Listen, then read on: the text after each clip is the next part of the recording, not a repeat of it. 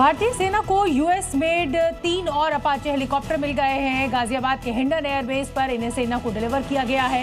ये multi role fighter helicopter surveillance से लेकर कॉम्बैट ऑपरेशंस में काम आ सकते हैं और सबसे बढ़कर रात हो या दिन और कोई भी मौसम हो, ये हमेशा तैयार रहते हैं।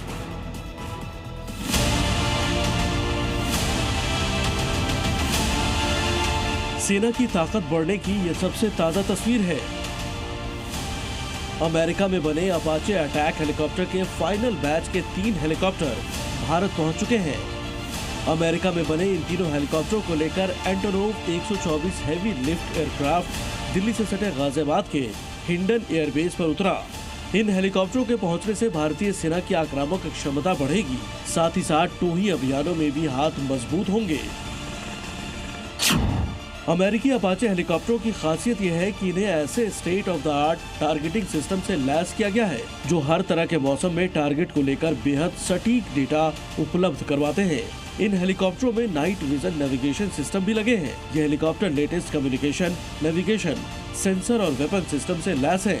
इन हेलीकॉप्टरों का इस्तेमाल सेना न सिर्फ हमलों के दौरान बल्कि सुरक्षा, टोही और शांति अभियानों में भी कर सकती है। 3 अपाचे अटैक हेलीकॉप्टर का पहला बैच इस साल जुलाई में भारत आया था।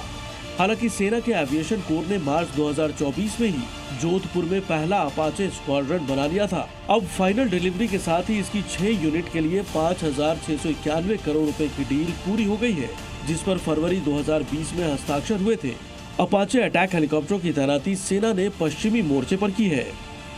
अपाचे H-64E अटैक हेलीकॉप्टरों को अक्सर फ्लाइंग टैंक कहा जाता है। इसकी वजह है इसकी फायर पावर और युद्ध के मैदान में डटे रहने की ताकत। ये दुनिया भर में अपनी एडवांस्ड मल्टी रोल कॉम्बैट क्षमता के लिए चर्चित है। ये अमेरिकी सेना के अटैक फ्लीट का अहम हिस्सा है। भारत समेत कई देश इसका इस्तेमाल कर रहे हैं। ब्यूरो रिपोर्ट, जी मीडिया। पाकिस्तान का CDF यानी चीफ ऑफ डिफेंस फोर्सेस बनने के बाद जनरल मुनीर के खिलाफ कई मोर्चों पर बगावत शुरू हो चुकी है। मुनीर पर एक तरफ POK को कैद खाना बनाने का आरोप है तो दूसरी तरफ इमरान खान को जेल में बंद कर हत्या की साजिश का आरोप। अब इमरान खान की बहनों का दावा है कि जनरल मुनीर इमरान खान की रिहाई की मांग करने वाले प्रदर्शनकारियों पर जहरीले पानी से हमला करवा रहा है। इमरान खान की रिहाई को लेकर अदियाला जेल के बाहर प्रदर्शनकारियों का बड़ा काफिला। आप इनके तेवर देखिए, इनके आक्रोश की आवाजें सुनिए। कैसे ये पाकिस्तान के तानाशाह जनरल मुनीर की जहरीली साजिश का पर्दाफाश कर रहे हैं।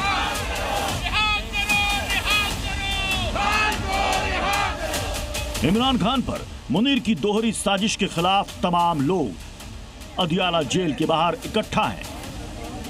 लोगों का सवाल है कि एक तो मुनीर की सीधी पहरेदारी वाले अदियाला जेल के स्टाफ इमरान से मुलाकात पर अदालती आदेश भी पालन नहीं कर रहे हैं और दूसरे मुलाकात की मांग को लेकर जो समर्थक जमा हो रहे हैं उन पर जहरीला पानी बरसाया जा रहा है।